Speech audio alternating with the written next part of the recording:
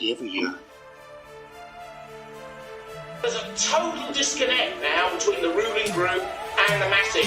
I hate psychology. Clear out. They're the same worm-like characters. Analysts. Fuck you with your stupid argument. They should not bother us. Democracy. All of this just works. Vote for the generations who are coming. Fully dynamic game engine. A millennial video essayist. Always support strength, Constant brain. and identity. I haven't yearned. They are a disease of our time. Clear them out. You're voting for what your grandfather and father fought for. I sit and yearn.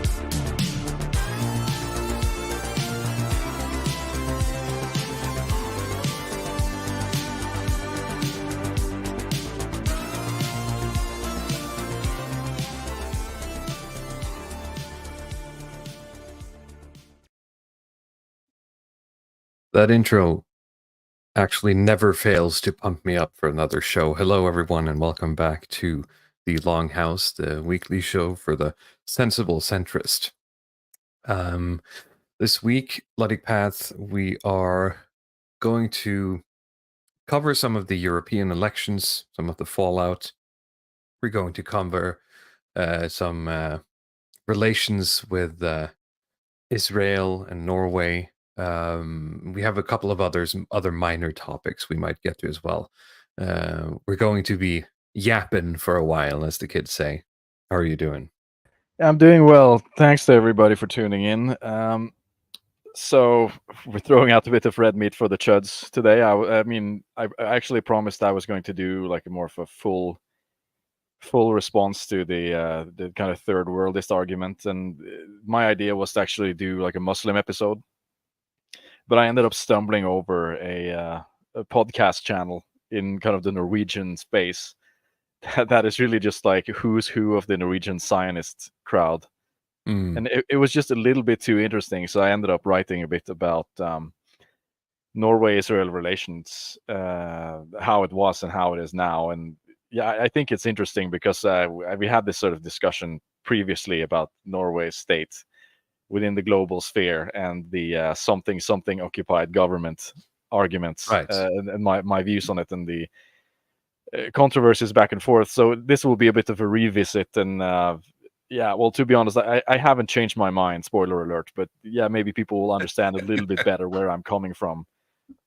What I have noticed the last couple of weeks is Twitter is increasingly serving me ads that people are taking out, like Norwegian people are taking out, that are pro-Israel, that are just either them talking about, how the UN is like a force of evil that's sole goal is to destroy the nation of Israel or something like that.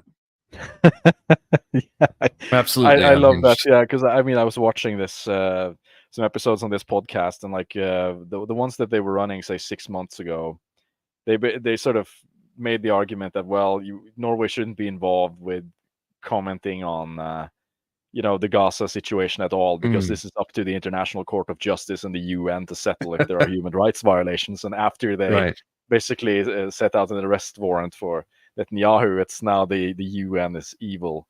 Was the next step there? That they can run the full kind of blue helmet normie UN army memes. I mean, it's a bit of a joke, but there is this one of our friends, Ruins Man on Twitter, has made that joke that like people think that Americans are very psyoped, but Israelis are probably one of the most psyoped people on the planet in terms of just like sheer paranoia propaganda. And the amount of people that they think are out to get them. I mean, there is a certain self-fulfilling prophecy in that as well. Of course, they always tell you what happened. They never tell you why, right? But yeah, I mean, for people interested, I talked about like you have the QAnon. That's the sort of standard conspiracy stuff. The Blue Anon is a new term that's come up because conspiracy theories have just become so mainstream now that these lefties have taken on more of this kind of conspiracy stuff in the Rachel Maddow camp. But I have like a third term that I call Jewanon, that is like, if you watch Roseanne Barr, for example, who's this female Jewish comedian, and she does appearances on other podcasts, you really understand what I mean. I think there's a sizable amount of the Israeli population who believe a lot of this stuff, where they think that they were sort of being used. Israel was being used as guinea pigs for vaccines, for example. That's the thing that many of them believe, because they got the COVID shots first, Right. and that the globalists were sort of using them to test it out. I love the post-truth world that we live in, where the Israelis are claiming that we're guinea pigs for getting the vaccines first, and everyone on the right is claiming that Israel invented. I'm gonna have to be very careful with YouTube here. Israelis invented a certain sniffle, and the evidence is that Israel got the vaccines first, or we're already developing something like the vaccine, right? Yeah, no, the Israelis got fake shots. That's the one I heard. They got like the saline salt water. It's so great that we get to live in a world where both these things are true at the same time. Everything. Yes, I love post-truth. I mean, in regards to post-truth, we can start to go down our agenda right now, because our post-truth friend Elon Musk is going pretty hard at it. He recently made likes private on X, or Sure, formerly Twitter. Now I've started saying X as well, because he changed the URL. So if you go on twitter.com, it redirects to x.com. So now it's like I'm seeing it now, and that's why I've adopted that. But before it, I never wanted to start calling it X, but it worked. I guess. Are you seeding all over the place? Yes. And likes are private, which means that you can no longer look at post engagement and see who is liking things. And in the beginning, I just thought that, okay, that means that people can't go on my profile and see what I've liked. But this now means that you can't really check if people have authentic followings or not, right? You could sit and boost. You could use Indonesian bot farms to boost posts up to heaven, and you can't check it anymore. So you just have to trust that this is genuine. Trust and me, I don't bro. know. Yeah, I don't know exactly why, because I mean, there's been a big problem with porn bots on Twitter. This is one of the ways that they're trying to fish for, that you create these sort of porn bots account that they like your posts, and that's the way that they engage with you. So you get that in your notification, and then you click on them and they link you to some kind of scam website. That's the standard thing. So it might be a way to cover that up. It might also be a way just to cover up. Maybe I'm just naive, but is that a big problem, that X users are being fooled by porn bots?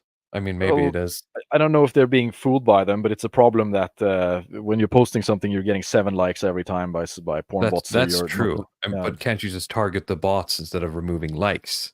Yeah, I suspect. Of course you could, but he's taking the Todd Howard approach to software design here. It's like something isn't working, just remove it, right? Just remove that feature from our games. That fixes it. KISS is a software principle. Yes. Keep it simple, stupid. If we don't write any code, there won't be any bugs. That's right. Exactly. Programmer's job is to create. Just never produce anything. So you just remove code. That's how you remove bugs.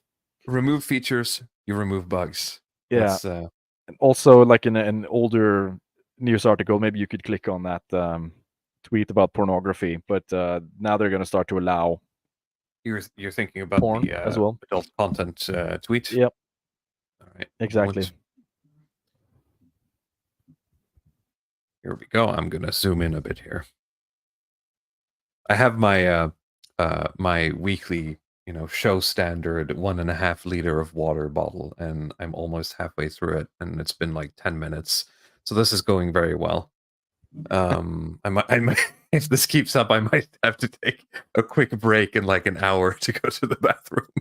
It's not even the bottles, Walrus, under your desk. Well, yeah, I mean, if I'm breaks. good and I just sort of empty this bottle, then I won't have to leave. So we'll see. X has updated its rules to officially permit consensually produced adult content, including AI-generated media. Does the AI consent, Path, to creating? I don't know. I assume you have the same issue with accreditation and content ownership when it comes to AI porn as well. Because if you use paid sort of paywalled pornography to create or train the AI, then they will sort of claim Then that they you're have good, the right yeah. to a certain amount of the proceeds from that, just like artists who are training these AIs. So You got to open source the porn. That's important. yeah, it's only the free stuff that they're training them with. Of course, there's enough of that as well, so it shouldn't be an Fair issue. enough. This change aligns with Elon's previous experiments and could lead to new services similar to OnlyFans. Regulators are expected to scrutinize excess handling of non-consensual content and child sexual abuse material. So this was a week ago or something, a couple of days ago. Well,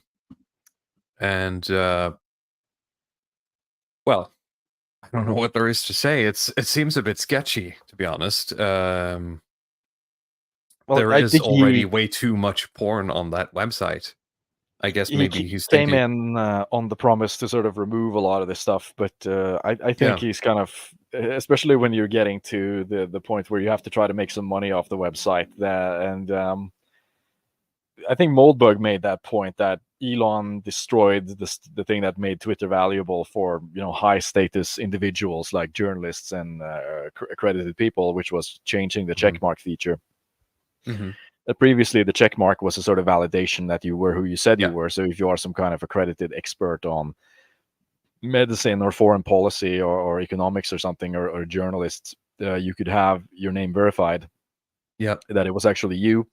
But now that's changed to the point you just pay $8 and you get the check mark.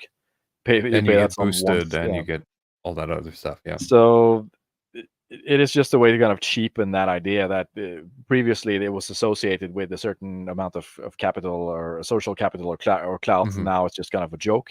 It's almost the opposite, because if you're like, just imagine that you're some sort of OnlyFans creator, right? There's no reason for you not to pay that $8, because that's essentially just a business investment at that point. You're getting better reach, right?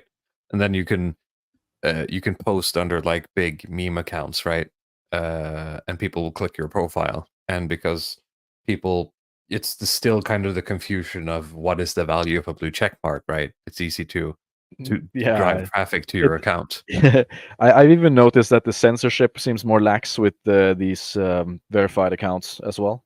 And I mean the Elon verified ones that they paid $8 for, because they seem to be able to post N-words and get both boosted on the timeline. And I can't do it. I've tried doing that, and they put me under hateful context. So it's kind of an N-word pass plus a lot of bonuses. The N-word pass. But it's still really like low status, kind of like the opposite thing. So it was like, okay, how do you make, if you can't have that high status signaling on Twitter, how do you make money?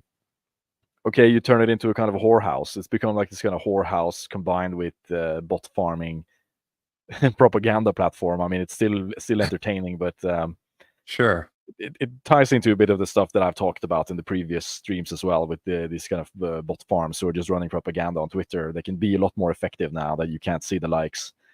And you can't verify that there's organic activity. Yeah. So yeah, no good news on that front. But nothing. Maybe really we should new talk either. about the EU elections, because that's something interesting. That's a bit more interesting. It's a bit more. Would you want to start with the political overview? Yeah. Let's see here. You're going to be sharing something later, but I figured I'd do this one. Yeah. Let's see here. So this is the 2024 European election results. So this is specifically for the EU, like the European Union, the Parliament, and the overall consensus here, of course, is as it was predicted. It's a large gain on the right. Of course, most gained on the mainstream right, but some strong winners in the identity and democracy wing as well. A big blow against, center left, Renew, the Greens absolutely tanking. I was joking that, the woke is being put back. People are really sort of not on board with these kinds of parties, it seems, in Europe. Yes, I mean, I kind of lamented when this was going on that Norway is not in the EU because I would have wanted to vote in this one, actually. But it doesn't seem like there's any mood for it. I saw polls recently in Norway that EU seems even less popular now than it has been previously. So I don't see that happening anytime soon. We just basically live with the consequences of what goes on here without Without having a participating, say. pretty much. Yeah. But it's interesting to see the other countries' preferences. Now, this is something that should be noted, that the EU is very complicated, and we talked about that on the EU episode, and like the way people relate to these elections. It's very different from country to country. You have a lot of people who just do not care about it, or it's kind of not. They're interested in domestic issues mainly, and that's why they don't vote in them. You have maybe people like, say, in the Netherlands, for example, who are very kind of what you consider EU enlightened, or they're very into this stuff. Where it's very clear that they're voting on a sort of pan-European project, and you have other people who just use this as a kind of referendum on their own domestic policy. Like, let's say something like when they were talking about the Brexit vote, for example, like what were people actually voting on? It was just sort of more of a protest vote. So for some countries, they just kind of use this election as a protest vote or referendum on that. I mean, what are the actual consequences of this? Well, like we talked about in the EU stream, it's the EU Congress are the ones who are actually drafting legislation. And this is a vote on the EU Parliament, who are voting on that legislation. The thing with the EU is that the Parliament does not vote on who goes into the Congress, so it is a bit of a one-sided relationship in this sense. So they have less maneuverability, even if you have a conservative majority, as you have here, than you would think. What can come out of this that is positive is that less of the green stuff that is being proposed by the Congress is going to go through, very certainly. When it comes to immigration stuff, that will likely be more conservative, and economic regulation stuff could also be cut down on. That's what I see as the likely positives here. I mean, I posted on it on Twitter that when you're getting all of these kind of right-wing coalitions, you'd also be getting more Zionism and Russophilia in the EU. But the EU is a mostly economic union as it exists, and they don't do that much in terms of foreign policy. So that is probably going to have less of an effect. Yeah, I'm a bit, you're listing these things, but I'm a bit hesitant to sort of declare a victory here quite yet. We'll see how much actually changes for the EU with this. Well, it's not going to be fast, and it's not going to be big with this, No. but the signal has been sent out that this is how people feel currently. This is the mood that's going around in Europe, looking at the whole continent, is that they're tired of immigration and tired of green stuff. And that has to be seen as a victory, I think. In that sense, yes, from a populist point of view, I'm just a bit apprehensive about whether or not, because we're going to talk about this when we're getting into, we're going to touch on Macron, I think, in a moment as well. And I'm a bit apprehensive about whether or not that's going to actually send a message in terms of, is this going to affect any change in that direction, or is it just going to make all of the mainstream parties look at, okay, how can we appease these voters without doing what they really want, right? It's just going to be containment. Well, yeah, but I think Academic Agent made the point on Twitter that sometimes containment is a victory, right? Like, say, with the sort of far leftist types, okay, they don't get the full gay space age communist state, but they might get more welfare, for example. Yeah, like you can actually get good things inside and I also think that's much more likely. Sort of the way that I've started to look at politics from this angle is that, okay, you're not going to get a complete shift in who makes the decisions, but the way they're relating to their constituents, it seems to change. There's a lot of signals of that as well, that at least in my view, we're going from a sort of mode where at least the European, I talked about the term sensible centrist, that is something that really works in the European context, because the people who are making decisions in Europe are usually going to be center centrist liberals almost Mhm. all of the time. There's very few in the political class who seem to be able to have any decision-making power or can do anything that is anything but that. The kind of hard socialist left seems to be neutered. The hard nationalist right is kind of destroyed. But I think the relationship that these kind of centrist liberals have to the outer left and right poles seem to change a little bit. Whereas almost all of my life, the policy seems to have been to do more of an appeasement strategy for the people on the far left, where they will give them, this kind of diversity, equity, inclusion, woke, more of this kind of symbolically leftist things. Mhm. And with the far right, it's been a kind of zero tolerance policy. It's really been Exactly, about just yeah. kind of shutting down and canceling people from that side. Where I'm seeing now signals that it's going to kind of go in the opposite direction, that they're willing to take on, just give small pieces of, just concede a little bit to the right in terms of immigration, cutting down on things. And with the left, they're going to have a much more kind of zero tolerance policy, or just at least not giving a shit of what they think. And I mean, we're seeing it with, I think with the pride stuff, I guess is one of them, where at least my impression now is that this is just kind of fading. It's not really, and there are loud voices on the left who are trying to reignite this, increase the intensity, and it's just being ignored, quite frankly, by the people in the center. They're not willing to champion this. Mhm. Whereas the people on the right who are talking about, restricting immigration, restricting refugees, security policy, that is being taken more seriously now. And it seems to be a way to kind of bring more people on board, where there are just more people on the right now, at least of the people who are politically active, and even in the younger generations, especially in Europe and in the sort of non-Anglo countries in particular. I don't have Yeah, a the lot stats of the now, young but men that's are voting more radically right than they've been in a long time. yeah, that seems to be the trend, at least for younger generations, that young men are very far right and young women are far left. So Yeah, the this Zoomers are gonna center, have a fun time in about 10 years. It's gonna be great. it's not going to help for their dating life, but it's a sort of thing where it's easy to assume, I think, when you look at these election results, that it's the result of Europe getting older, which Europe is, quite frankly. I think the average age in Norway is like 40 years old or something, and Yeah, that's but going that's to why continue. the papers keep writing about the sensitive young men voting for the further right parties, instead of writing about some like 70-year-old boomer who's who's doing the same thing, right?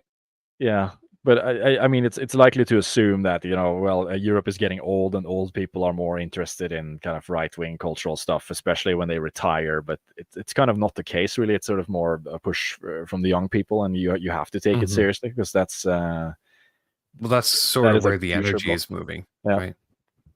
Uh, But in terms of dealing with this stuff, and I mean, there's been some news about France in particular. I don't know if you can find that thread, but I'll bring it up. see, because like Renew Europe was the sort of party coalition in the EU that lost the most votes, and that is the Macron-led, center liberal coalition.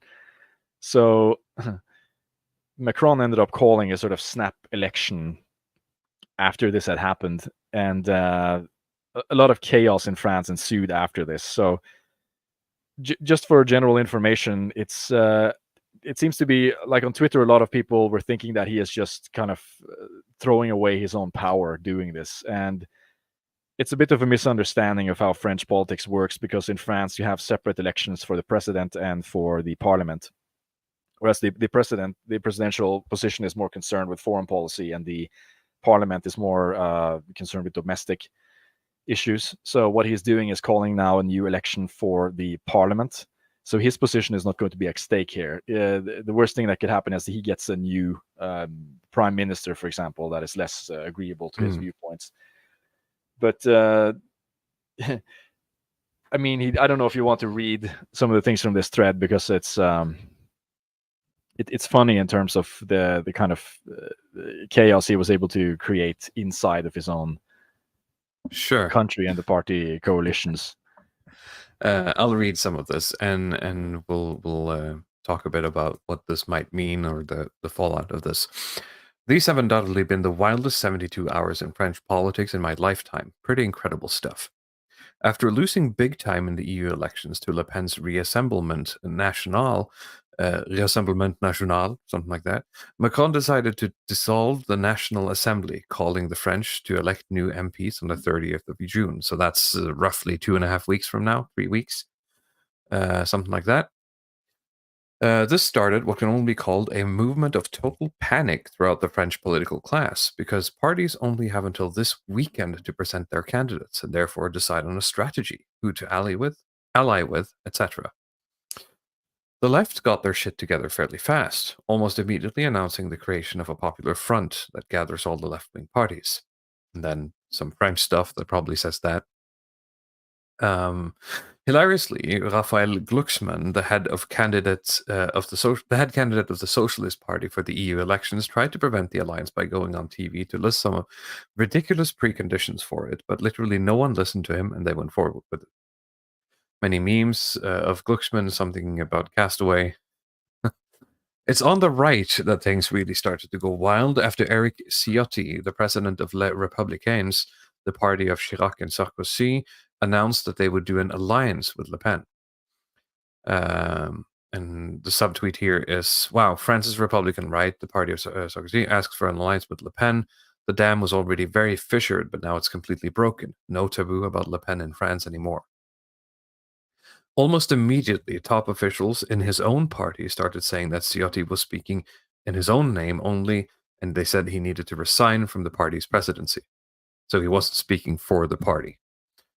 Ciotti reacted by literally shutting down party headquarters to prevent. French politics are wild, dude. I love it.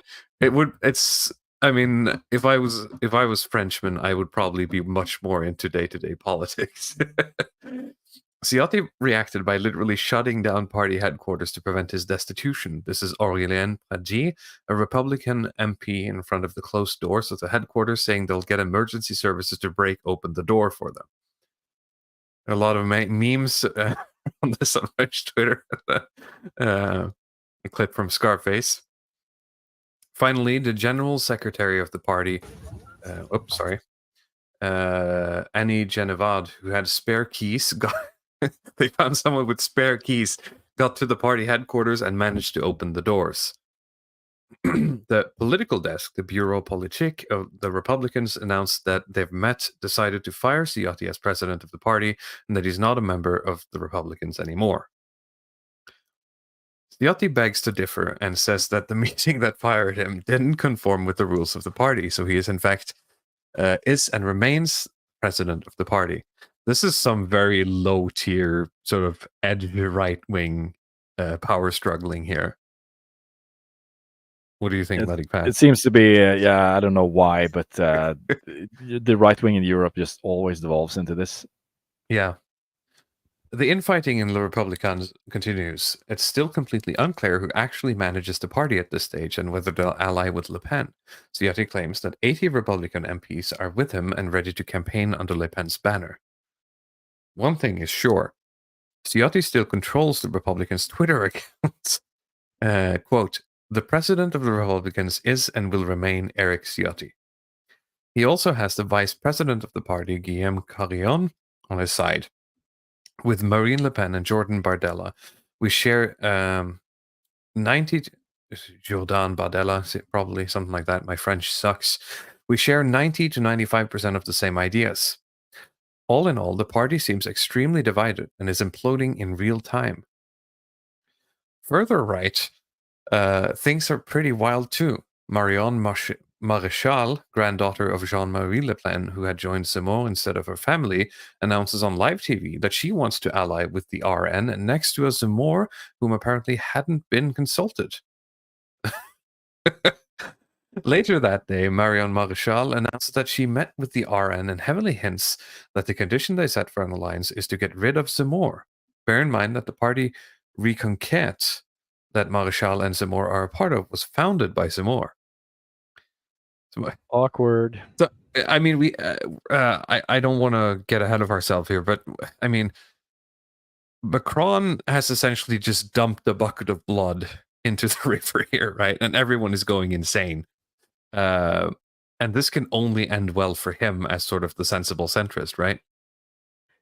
Yeah, I mean, he did just kind of throw the glove down here for all of these parties and just see, okay, well, I mean, do you want something else? Basically, people didn't really understand what he was trying to do here, but it seems to be working out in his favor very much optically in terms of like himself looking like the more sane person. And okay, yeah, the people get to choose if they really want to do a more far right turn, but yeah, with these sort of optics, it's just not a very good look. There's been a lot of memes about it as well. I don't know if I posted this Jupiterian. Oh yeah, I'm going to show it in a moment. Sigma mail. Yeah, Zemmour goes on TV and calls Marion Maréchal's behavior, quote, the world record of betrayals, and says she's surrounded by a team of, quote, betrayal professionals. Zemmour decided to not go for an alliance and to present his own candidates. Marion Maréchal calls it a triple mistake and calls on everyone to vote for those candidates that did ally with the RN. In short, Reconquête just imploded.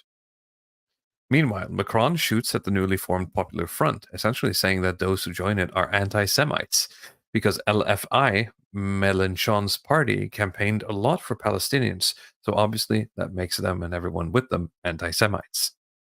In other wild news, Alain Finkielkraut, one of France's foremost Jewish intellectuals, says he might be, quote, obliged to vote for Le Pen in order to block anti-Semitism. As a reminder, Le Pen's party was co-founded by Pierre Bosquet, a former Waffen-SS.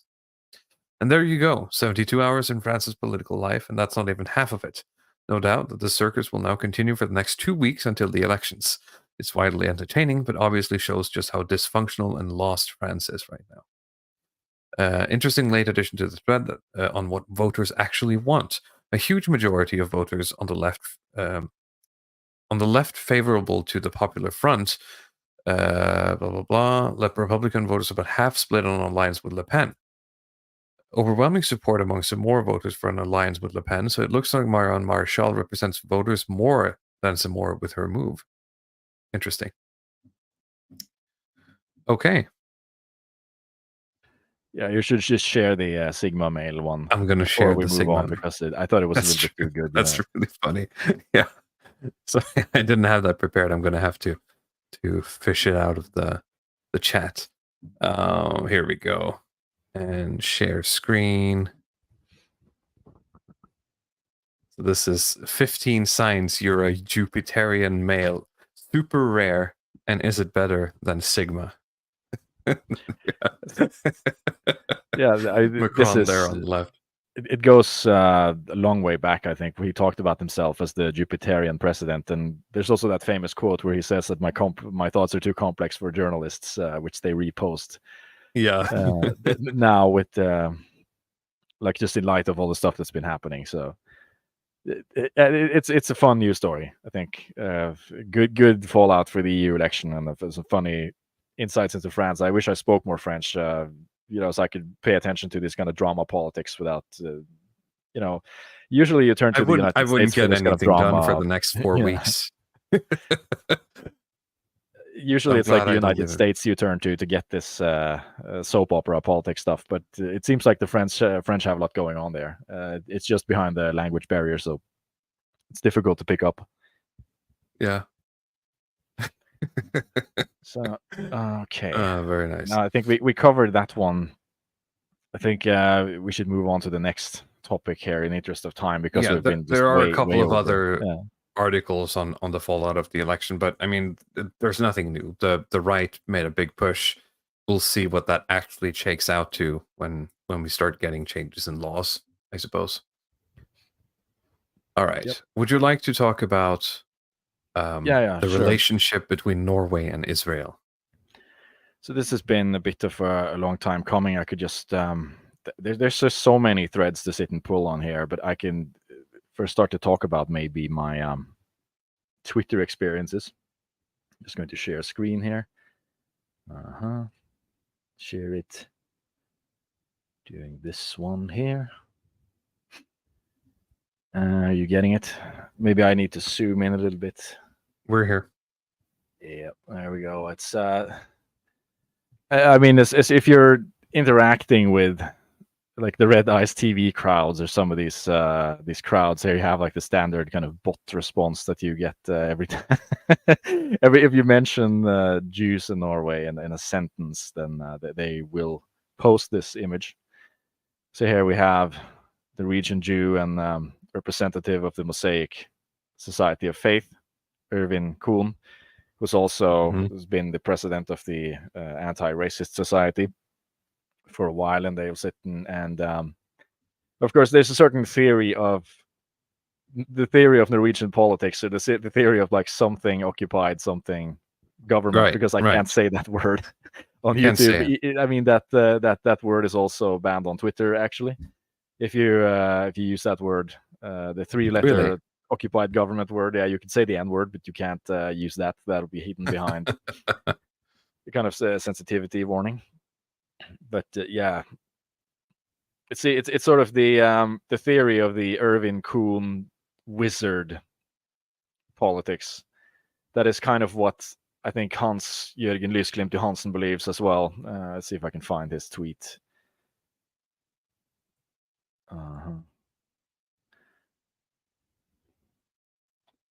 Are you bringing up some? Oh, yeah, I'm just bringing things up here.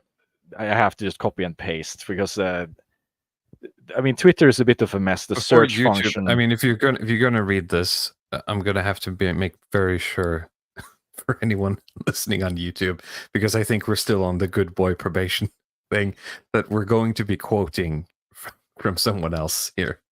Yeah. So this guy, we talked about it before, is one of the people I follow in the Norwegian sphere, because I am generally interested in far-right movements, even people I don't agree with. It's just a sort of combination of you want to see other solutions being implemented for problems, and you want to see how far people can take things. And it's funny, right? That's a part of the appeal of this show, to sort of look into these more kind of esoteric parties on the fringes, how they operate and how much they can actually achieve. This is the head of the party that is, internationally named Alternative for Norway, and they're trying to do a version of Alternative for Deutschland, where of course they've been cornered more into this kind of what I consider the kind of QAnon kook niche, because some of the more kind of standard far-right stuff has already been covered by the Norway Democrats Party. That's like our version of the Sweden Democrats, just that they're like one fraction of the size and not have no seats. But I'm following this guy. He's quite prolific. He was like a mini celebrity at one point.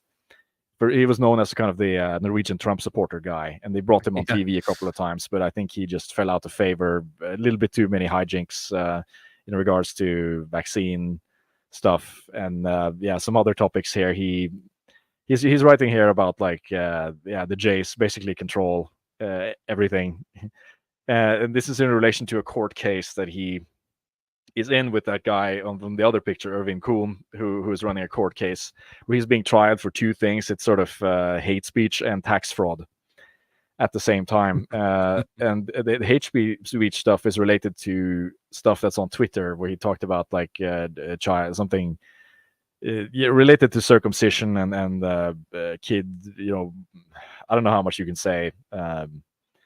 No, but on YouTube, I think we understand where you're going. It's related to something with kids and then accusations towards him. And of course, the law is clear on some of these things, but it's not entirely clear how that's being implemented in Norway in terms of judicial practice.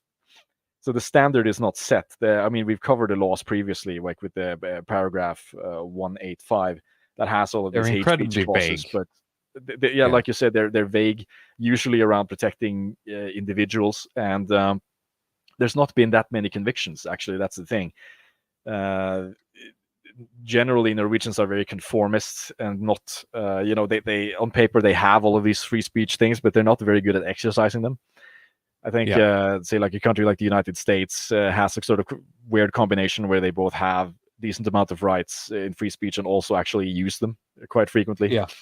Whereas you see with a lot of these Euro countries that score highly on this kind of press freedom of speech things, they end up combining it with a sort of conformist culture that, okay, you have all these freedoms, but it's not really, let's say, it could be utilized a little bit better. I think most people feel that way. Certainly, yeah. No, it's. I'm not sure if it's just a cultural difference that we just. I think it's very much a cultural thing. It's very not specific, sort of in our blood in the same way as it's been with the Americans. Well, conformity is very big in Europe, and this is one of the things that I want to come back to. That it's very important for Europeans to be conformist, and this goes all the way up to the leadership and the people in key positions. So they want to look good from the outside, and they do not want to display conflict inside of the party. That I didn't know how strong that was and how much of a direction it set, but it really is true that, in my view, Norway is being run by idealists, liberal idealists, and it's been run by liberal idealists, I think, ever since we had our own constitution and were considered our own sort of sovereign country, which is I think it runs counter to a lot of the kind of DR thinking. Let's say someone like Morgoth that I read quite often, and I really like Morgoth. I don't want to counter signal Morgoth, but it's sort of, he's one of the proponents of the idea that I guess whites or sort of Anglos, Europeans in general, are not naturally liberal, in the sense that the liberalism is a kind of psyop or something that's been kind of pushed on people, and that's why they have that view. But when I'm looking at least Norwegian history, you go back a couple of 100 years, and especially their relationship with Israel and the Jewish people, my conclusion has really been, no, actually Norwegians, at least the people who have political agency, are natural liberals, and the reason that they're not getting along with Jews is because the Jews aren't good enough at being liberals. I mean, it sounds like a kind of a weird thing to make, but you have to realize that when the four countries, I think it was Norway, Palestine, Norway, Ireland, Spain, and what was the fourth one who acknowledged Palestine as a state? Oh, let's see here. Maybe someone in the comments can do this. I just know that Norway did it, so I need to check who they did it alongside. Yeah, it's just the fourth country that I don't quite remember. But I mean, I was looking at Norwegian history, and Norway is famous for the Jew clause, right? Not like the Santa Claus, but the clause in law. That in the original Norwegian constitution, they had an explicit clause that sort of forbade Jews from entering, just period. Yeah, and this was did in not accept them for a long time.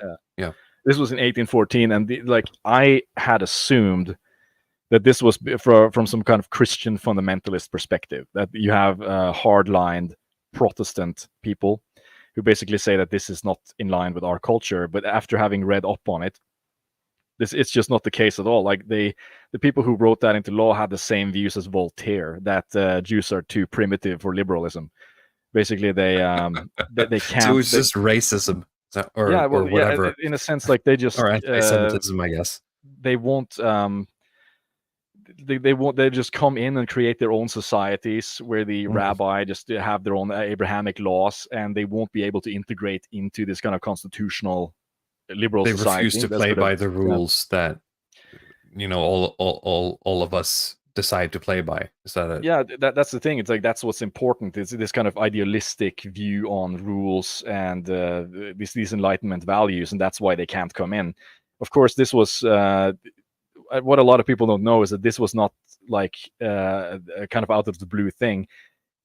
Before this clause was put in 1850, even 200 years prior to this, it was still illegal for Jews to enter Norway, but they have to have permits. Basically, that was the only difference.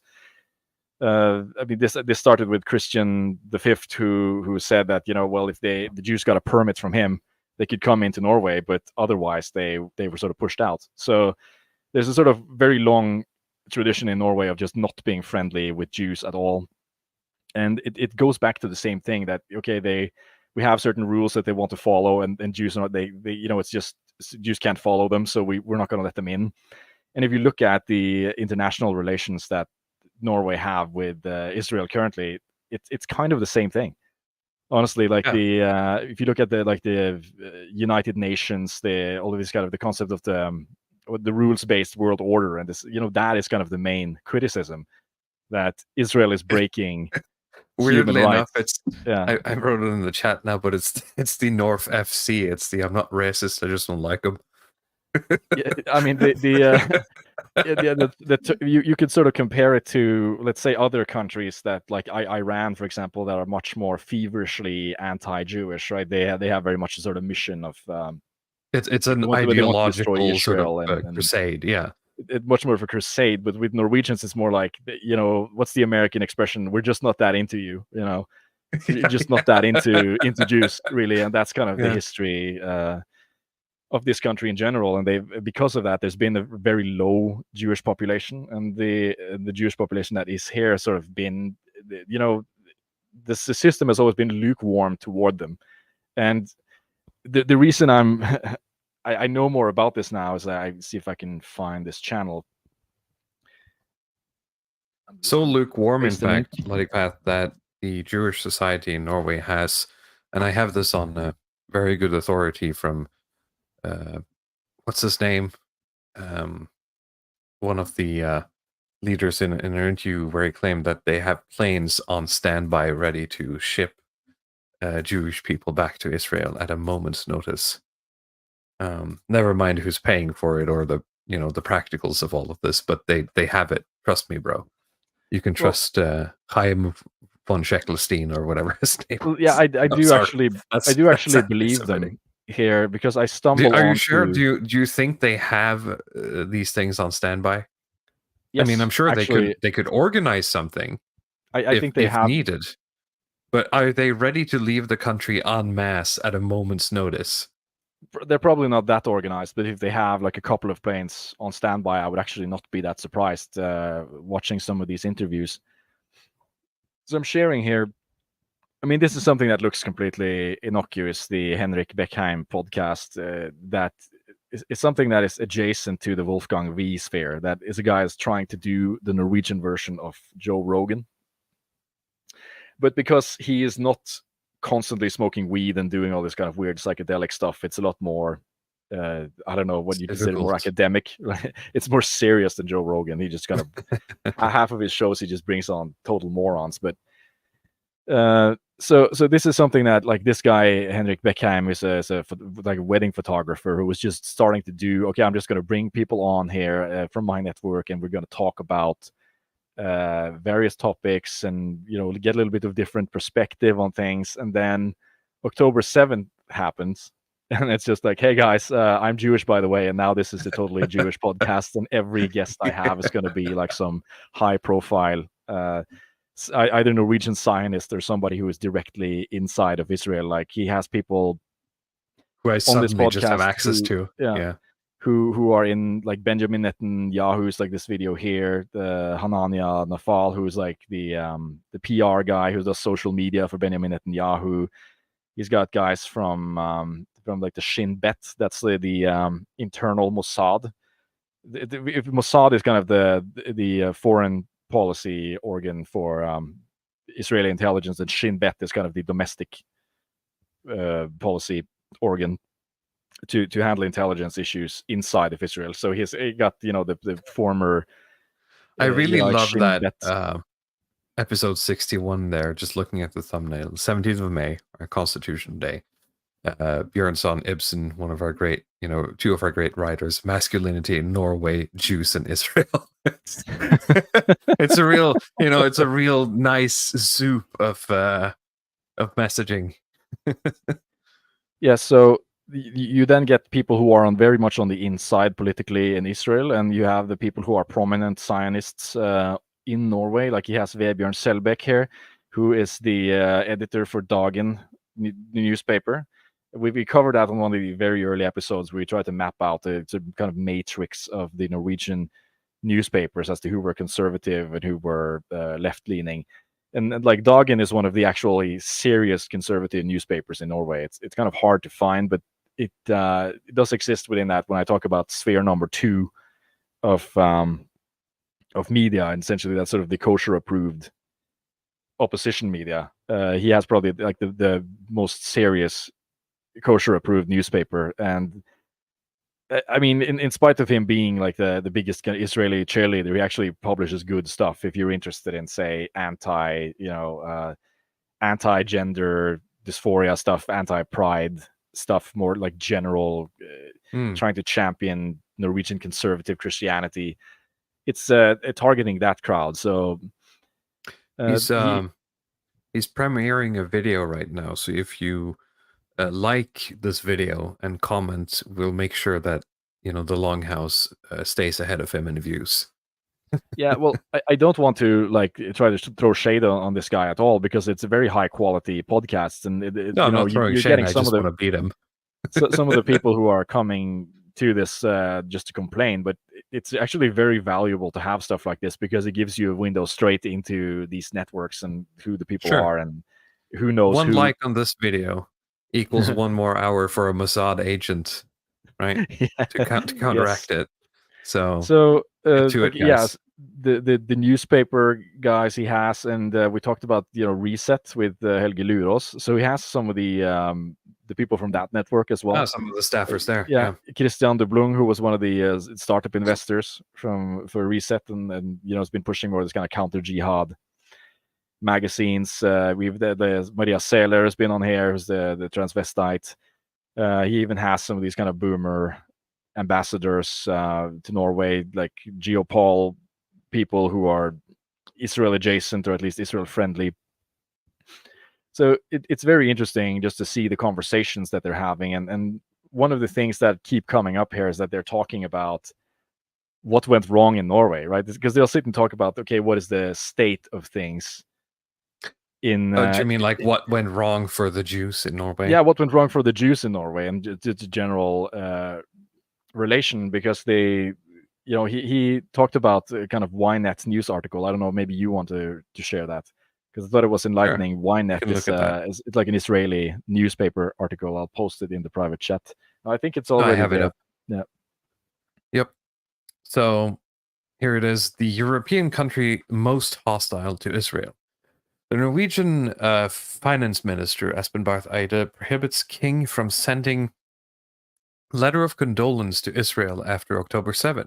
State supports a genocide case against Israel in the Hague and refuses to recognize Hamas as a terror group. Meanwhile, Norwegian peace activist is filmed spitting on pictures of hostages, and we have the video. Here's the video of the quote-unquote peace activists spitting on... Now, of course, some of you might notice something about the peace activists, but moving on. After a long period during which Ireland was considered the most hostile country towards Israel in Europe, it seems that Norway has managed to take its place and win the dubious title. Israel and Norway are currently in the most acute diplomatic crisis in the history of their relations. At the center of the crisis between the countries is Norwegian Foreign Minister Espen Barth Eide, who has made a series of very harsh statements against Israel. Sorry, it was Foreign Minister, not Finance Minister. He was finance... We were talking about this before the show. He was finance minister, I think, at some point. He's been the director for the World Economic Forum, I think, at some point. And now he is the foreign minister. At the International Summit on the crisis between Israel and the Palestinians in Cairo, 2 weeks after the outbreak of the war in Gaza, Eide was the only Western foreign minister who condemned Israel and did not call for the release of the hostages. Eide compared Israel to Russia on 3 occasions and said that Europe loses credibility when it does not condemn Israel for the same things for which it condemned Russia. When the hearings of the case filed by South Africa accusing Israel began at the International Court of Justice in The Hague, Norway expressed support for the application. Eide was asked by an opposition member what he thought of the case and said that Israel may not be committing genocide in Gaza, but it is committing war crimes or crimes against humanity. The minister also clarified that it's good for the court to find out if genocide is indeed taking place in Gaza, even in the additional proceedings being constructed at the International Court of Justice in The Hague regarding the legality of Israel's policies and practices in the West Bank. Norway spoke strongly against Israel. He boasted that Norway does not sell arms to Israel and called out countries that do export arms to Israel to stop doing so, because they could be indirectly involved in a potential genocide. He said recently in an interview with state media that the Israeli government does not understand what is in its own best interest. Just a On Sunday, quick stop here. There's if you can bring up the comment by Skuro, which said someone stopped the king. I think that was the intro part of this article. Just to clarify that, this actually happened on October the 7th. The Norwegian king was going to issue condolences to Israel, and the Norwegian State Department called him and basically told him not to do so. Like, just to... this is something they complain about on that podcast. They don't have the power to stop the king. They advised him to not, and he listened. Essentially, is what happened. I mean, the thing is, I was listening to this podcast to some of these people who are political scientists, and they basically explain that the way things work, they technically can't stop him, but he's not going to defy that. He's not. No, he's not. It's just not going to do. Like the conformist culture is that strong that it looks bad. Basically, if you do that sort of thing. So if you are a person who if you make the establishment look bad. Yeah, the office of the king these days, I think it sees itself, and by that I mean him. He sees himself as something, he's in a joint venture in that sense with the departments, and they have to, play to each other's strengths. So he takes on their advisement quite seriously, but there's no technical reason why he should listen to them. Right? If he wanted to, he could just do it. Yeah, he could have defied it, but I think he trusts them enough. And the advice basically from the State Department is to, and this was before they had started the invasion, they had started pushing into Gaza or anything like this. Basically, the massacre had happened, and they just basically said, don't send them condolences. I mean, that's the level they're at already. That was before all of these images started coming out, just to explain how sour the relationship is between Norway and Israel on the foreign policy front. So yeah, you can continue reading. On Sunday, Eddie claimed this is from, what's the date on this? February, late February. On Sunday, Eddie claimed in an interview with the tabloid newspaper that there's a deterioration in the relations between Israel and the US. Quote, I hear from all channels that America's patience with Netanyahu has dropped to less than 1%. It's a very bad atmosphere, he said. Israel's ambassador to Norway, Avi Nir-Feldklein, was asked by the newspaper, Daily Mail, whatever, something like that, to address his claims. These are questions you should ask the US, whether they think it's okay for internal discussions about a third party to be revealed publicly. In 2010, one of the WikiLeaks cables, a statement by the US ambassador to Norway was revealed, in which he said that Eide, who also served as foreign minister at the time, seemed to prefer his own interests over the interests of Norway. Despite the problematic behavior of the Norwegian foreign minister, for some reason, Israel decided to give a prize to Norway and choose it to be the country to hold hundreds of millions of shekels in frozen tax revenues that Israel holds from Palestinian imports for Gaza. This is part of an agreement between Israel and the US after Israel's refusal to transfer the funds to Gaza for a fear that it would fall into the hands of Hamas.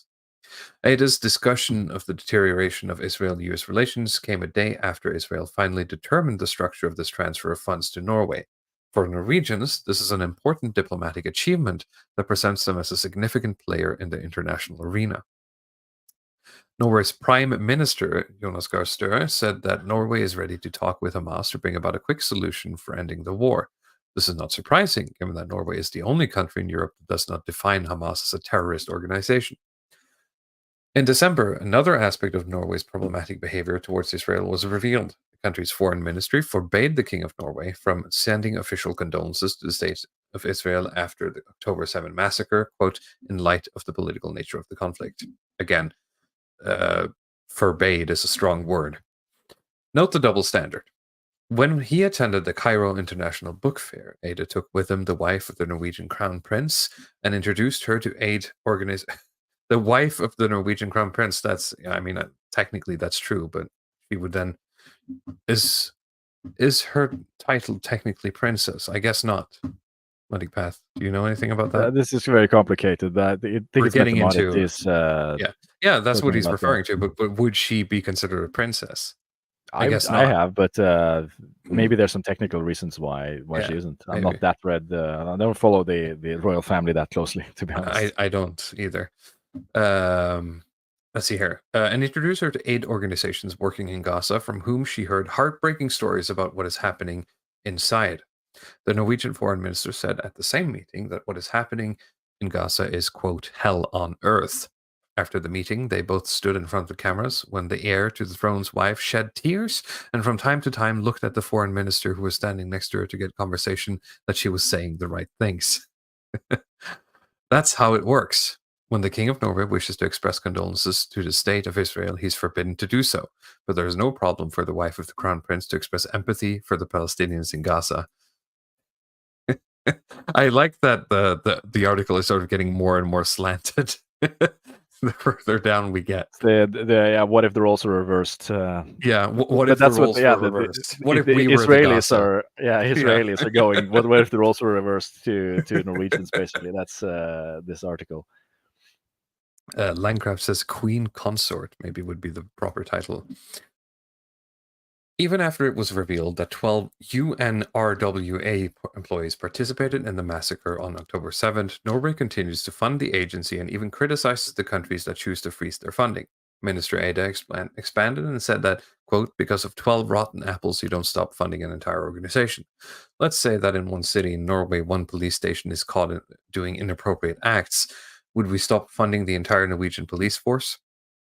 A senior representative of the Norwegian ruling party and a member of the Foreign Affairs and Defense Committee even recommended UNRWA as a candidate for the Nobel Peace Prize. The Norwegian news agent, again, it's not a big deal as they think. It's quite easy to recommend someone for that candidacy. The Norwegian news agency just days ago it's more like a statement than it's an actual thing. The Norwegian news agency just days ago, there's a word missing here, about the resumption of United Airlines flights to Israel. The article states that United will return to flying to Israel in March after stopping the flights, quote, immediately after Israel started the war against Hamas. The false narrative that Israel is the one that started the war against Hamas has already appeared in other media outlets in Norway that make sure to always demonize Israel. On Wednesday, do you feel like papers are demonizing Israel? I don't, but again, I listened through most of these podcasts, interviews with more prominent Jewish figures, and like their view is that Norwegian state media is like 100% pro Hamas. Unironically, that's what they're sitting and saying. Very strange. So, yeah. I mean, you get this a lot from the pro-Zionist crowds as well. I follow some of them on Twitter who just have being like a Zionism as their hobby, essentially. So I mean, yeah, I would think that their coverage would favor them. They're not running Israeli narratives the same way I see other news outlets doing it. And if it has any effect, if you look at the population's attitude towards Israel and Gaza in general, if they watch that media and if they are influenced by it at all, then you'd think that it does work. Especially in terms of just trying to show war casualties here. Mm-hmm. I mean, we can sort of get more into that later, but the Palestinian strategy here, the Palestinian narrative strategy, has just been to produce as many dead brown kids as possible on TV, and then just show that. And I mean, that has worked. Yeah, in this conflict, demonstrably well. It's something that I mean, sorry. Yeah, just finish reading it, and I could rant a little bit about it. On Wednesday, the Norwegian newspaper Dagen reported on the initiative of a citizen living in southern Norway who prepared a list of Norwegian pro-Zionists because, quote, it is important to have such a list just as there are lists of pedophiles. In addition, I think that was brought down because I don't think that's legal. In addition, it reported on an event organized by a feminist organization during which a woman of Jewish origin offered to discuss the sexual crimes committed by Hamas terrorists, and in response, she was booed and called a Zionist pig. The situation on the street in Norway is no different from the situation in the country's media. A Norwegian, quote, peace activist was filmed on Thursday spitting on photos of the hostages near the entrance of the Israeli embassy in Oslo. Not far from the embassy, a man unfurled a chain of Palestinian flags, placed an Israeli flag on the sidewalk, and invited people to come and step on it. The Israeli embassy in Oslo conducted a survey on the X platform and asked where the surfers think the photo was taken, in Iran or in Oslo.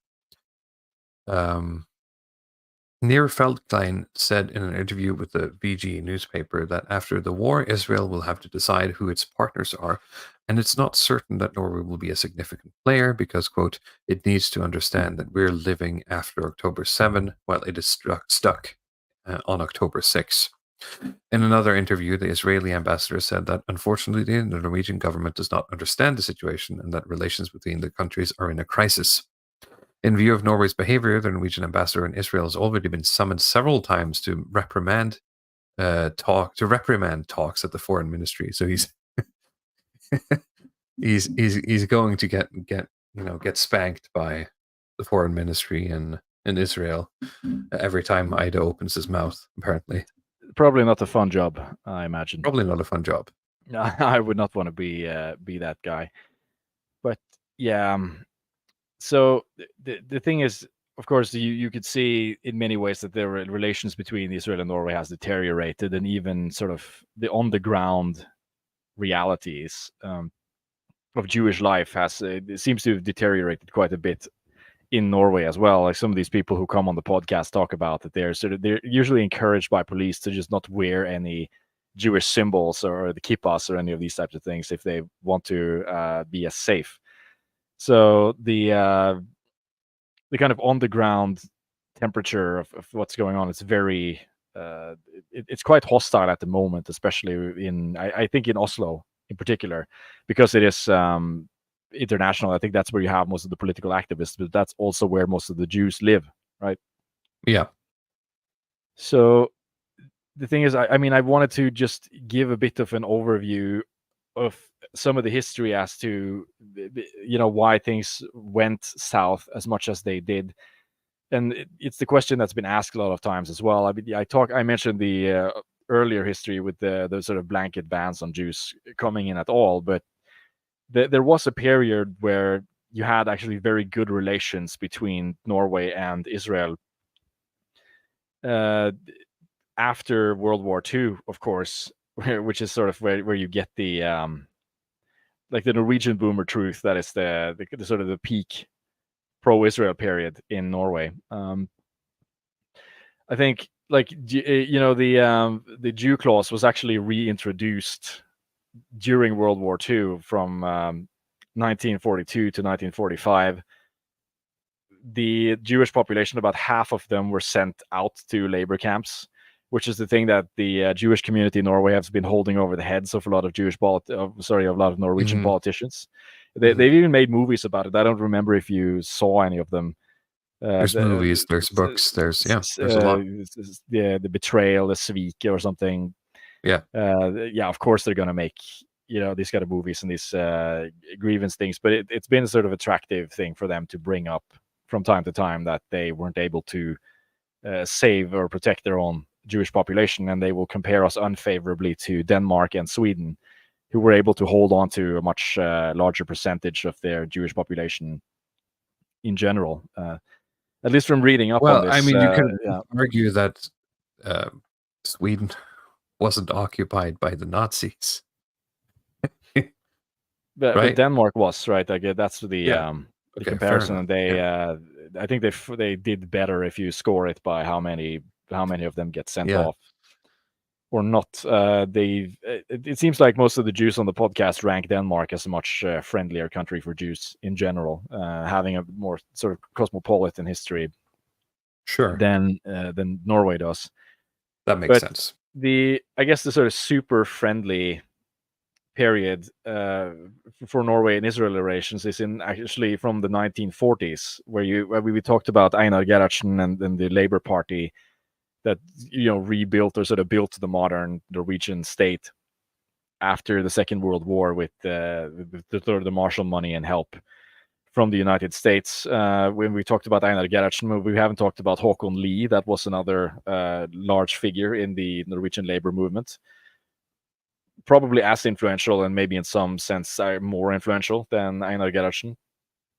Sure. So Håkon Lie, he's being used by a lot of these figures as like, remember back in the good old days when we had the Israeli friendly Labour Party, right? Because he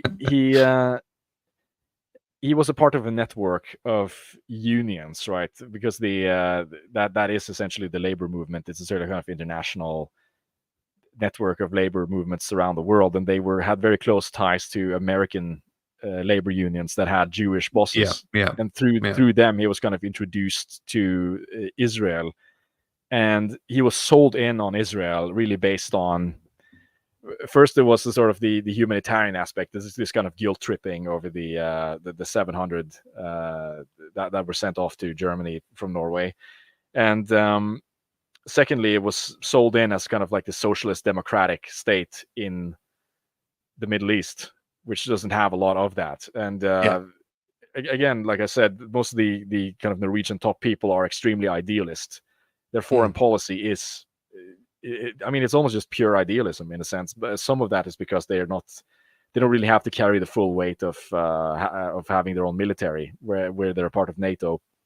Sure. So they only have specialist units, and that frees up a lot of money to use for these sort of idealistic projects. And Israel was one of those first idealistic projects that Norway was involved in.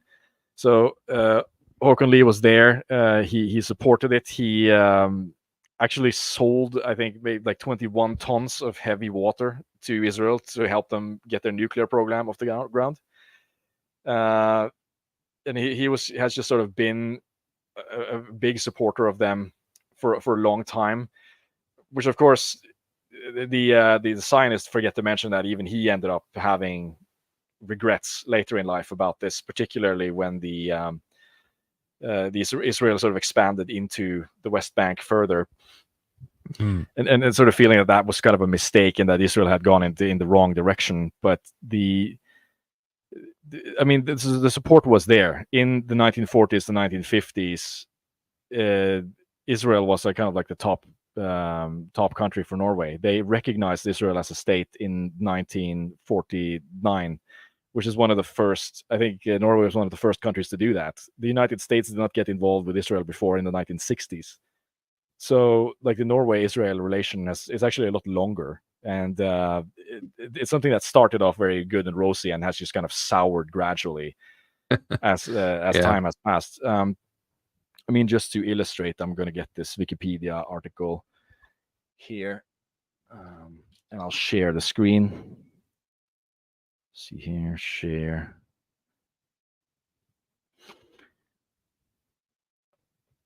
Yeah, this isn't translated. Let's see if I can get an English one here. Are you seeing it? There we go. Here we go. Friends of Israel, which is a sort of pro-Israel caucus in Norway's parliament. And it was formally started in 1974. Which, of course, like before that, the parliament was even more pro-Israel. But at least the historical starting point of this group is that you had 86 members of Congress of a 150-seat parliament that are pro-Israel.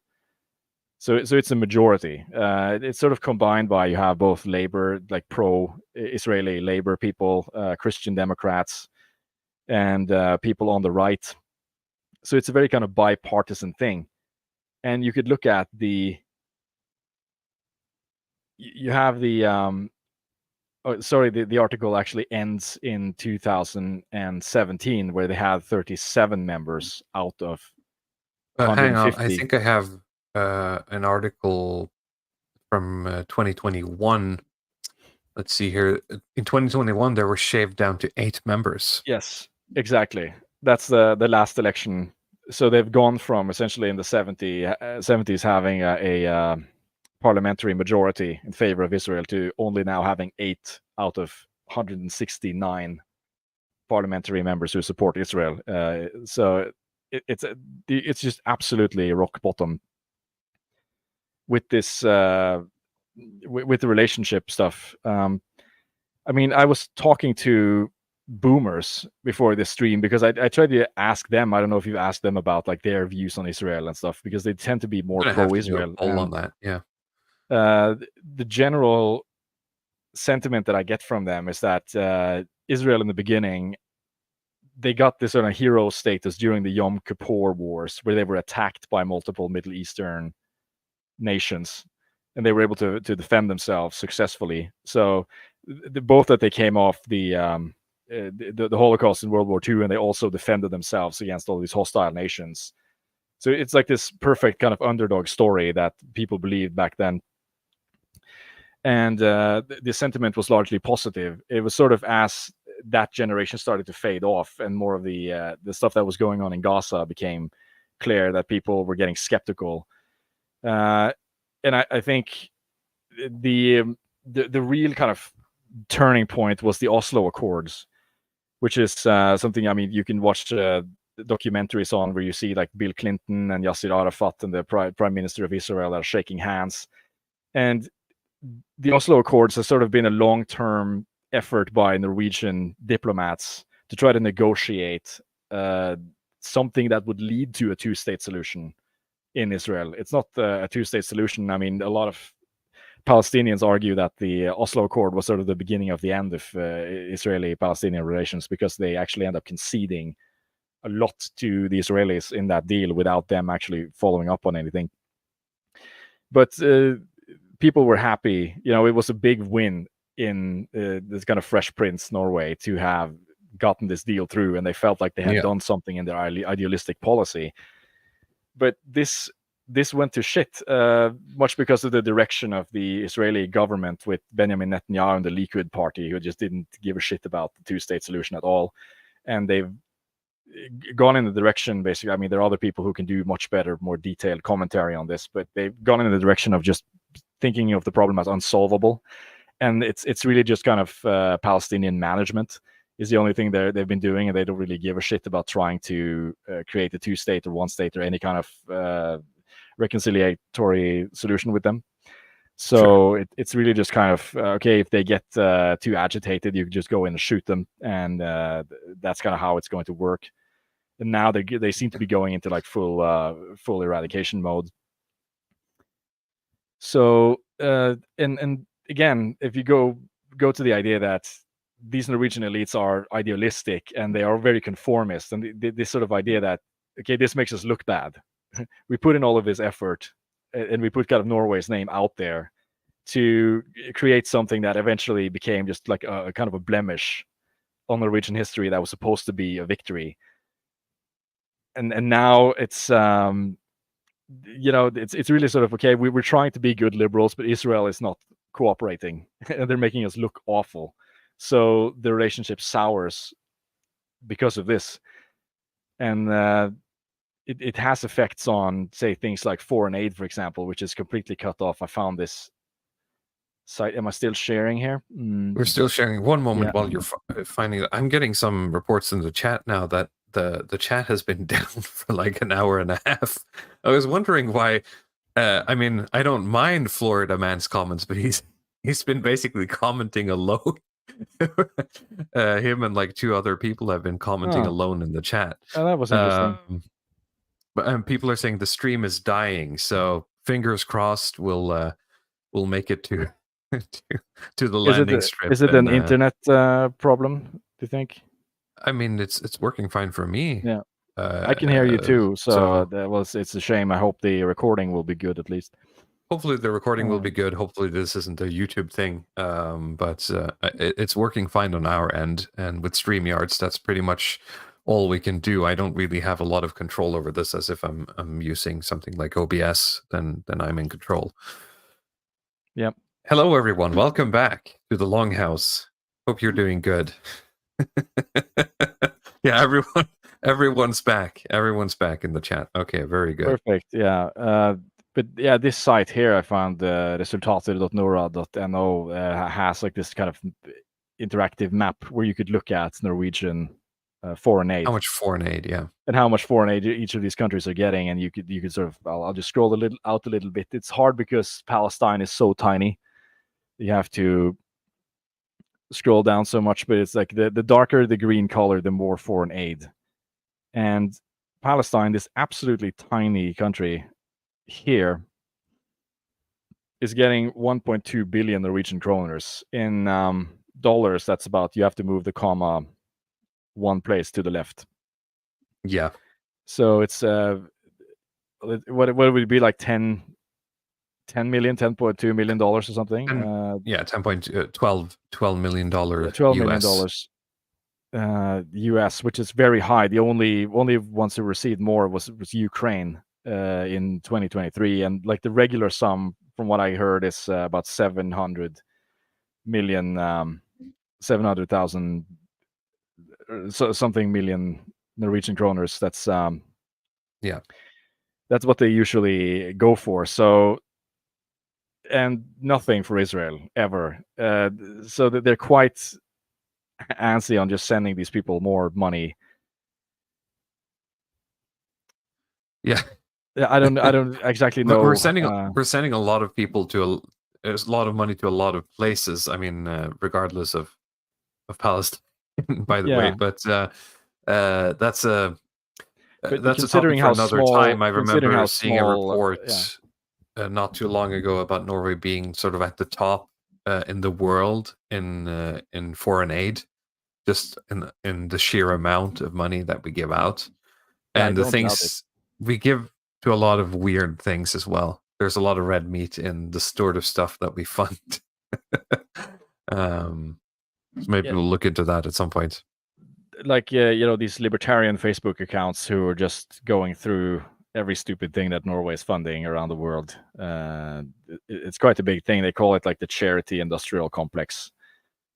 It has a different name in Norway, but that's kind of where we are at. But it's interesting to think about, because Palestine itself does. There's no industry in Palestine. Like, there's nothing actually going on there other than people subsisting on foreign aid from every other country.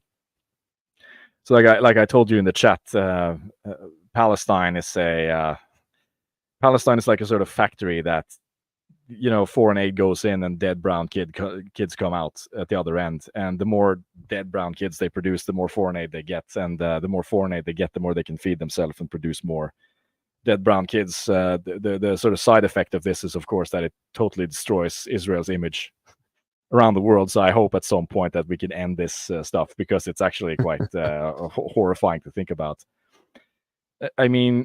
Like I said, for the Norwegian politicians, the thing with Israel is really like they're not able to follow the rules. They're making Norway look bad. They're supposed to be good liberals. They're supposed to be in our ally in this kind of liberal world order, but they can't really follow the rules, so they hate them. But for, I think, the general Norwegian population and the leftists in general, it's really the brown kids that is the main motivator. I kind of just underestimated it, but there's so much talk about the red pilling and the this and the that and the ideological realignment. But to be honest, it's kind of like the refugee crisis in 2015, where they saw like that photo of the kid face down in the sand. If you remember that, the big went around, the big and one, then, the Wojaks pointing at him, and that's kind of okay. Refugees welcome because of that, and I never liked it. I never liked it, and it's the same reason that I just kind of I'm just kind of skeptical about. I have like a cautious skepticism about the Palestine stuff for the same reason, that I don't think that this is something that's coming from some kind of deep red pilling of the left or something. It's like. It's 2015. The kid face down in the sand on steroids, like 1,000 times stronger. Yeah. With all of these images that keep being produced there, and I don't know if we're going to see an end to this stuff, but yeah, that's what really seems to be going on in terms of how opinion shifted. Is that they're it's really sort of been hypercharged and coming to a logical conclusion. at this point. Ugly stuff. Let's see if I had some more points here. I think I covered most of it, actually, in terms of just trying to explain why things went the way they went, and really as a sort of conclusion that looking at more of this stuff, yeah, the idea of like the Zionist-controlled Norway, yeah, I keep not believing it, to be honest. It's a very thin argument. You have to just argue that Irving Kohn is able to control. They're very good at hiding it. Yeah, I mean, I could speak a little bit on Irving Kohn, right? Because he had an interview on that podcast, and he was the most interesting guest by far. He's a very smart guy. I think if you had, say, you increase the Norwegian Jewish population like 10-fold or 50-fold, you have 60,000 of them, and instead of having one Irving Kohn, you have 500 Irving Kohns, then they would actually be powerful. But it is, you sort of just, he is like kind of the main wizard, and he's trying to work his magic in Norway, but it's very limited, to be honest. Some of the stuff that he talks about, because he works with the humanist society, which is very strong in Norway. I think at least in terms of clout and being able to set the agenda, the humanists actually mean something. The church is kind of just, it's there, but they have to always kneel to more of this kind of liberal humanist points and values all the time. So he's working closely with them. He's working with the Center for Anti-Racism, and he was very clear in that podcast interview about how he looks at how to deal with the far right in Norway, for instance, which I believe he's actually had some significant influence on. That he thinks of it as a sort of continuous inoculation process. Isn't it like you have to be vaccinated against the far right over and over again?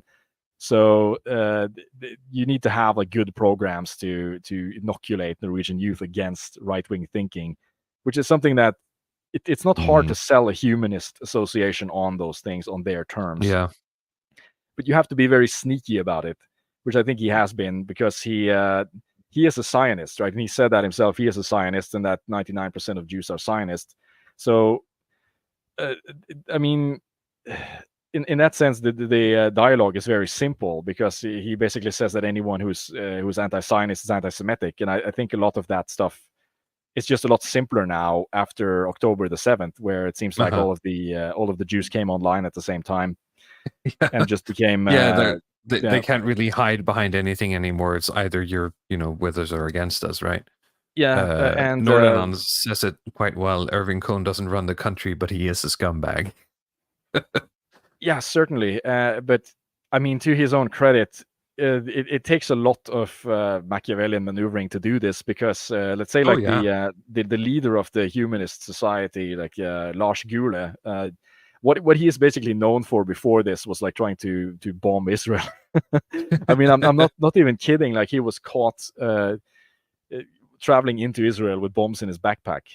But so really? You imagine that you are a Jew living in Norway, and you have to sort of cooperate with people like that, even if you hold Zionist convictions, in trying to, I can concede a little bit here, and I'm just Jewish, I'm not Zionist or whatever. He's probably done that line 1,000 times.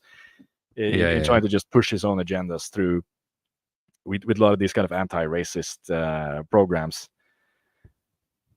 So yeah, I took some notes on the Kohn interview as well. There's some other things he complains about, like the kosher meat ban, which is sort of, you're allowed to eat kosher meat in Norway, but I think in the 2010s there was a sort of a total ban on kosher slaughtering techniques.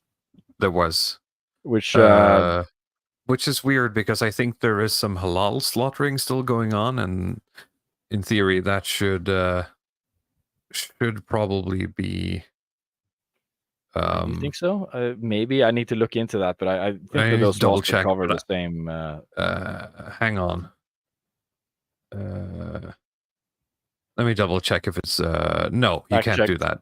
But you can do it if you sedate the animal first.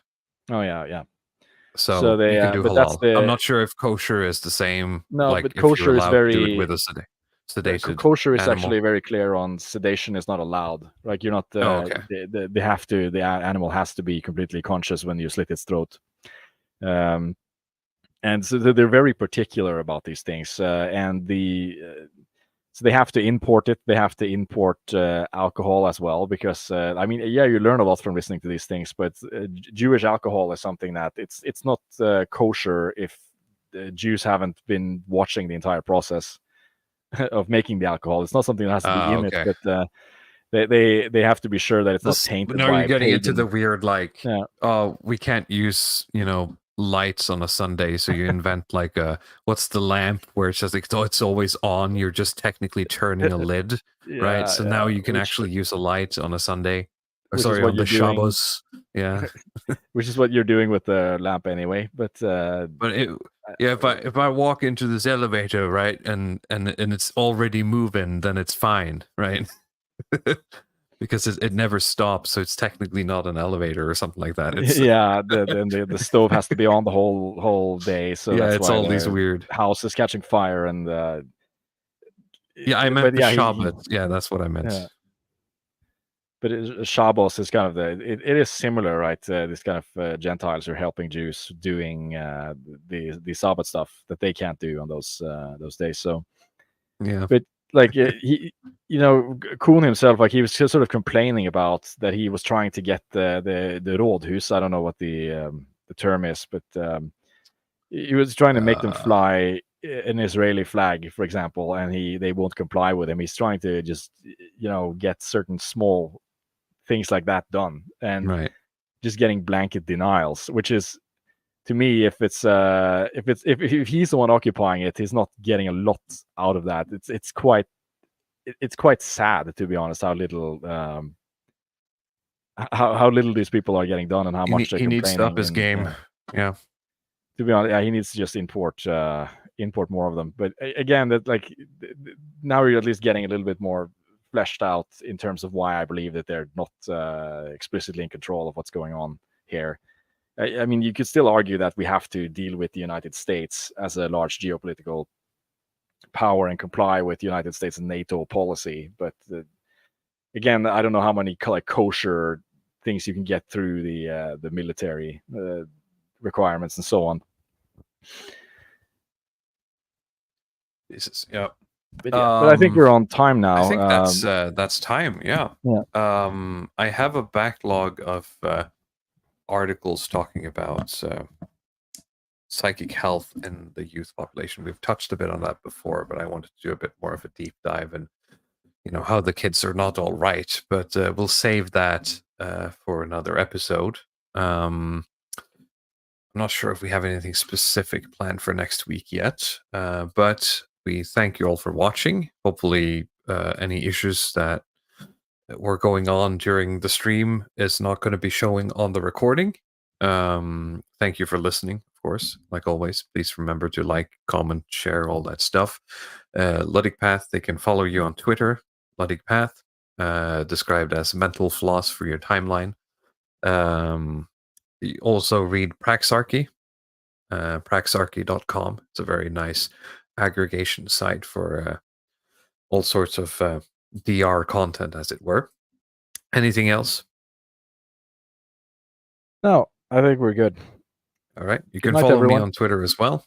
A bit more shitposty, mostly. But I like to have fun there, mostly these days. Until next week, we hope you have a good night and a good evening. Bye-bye.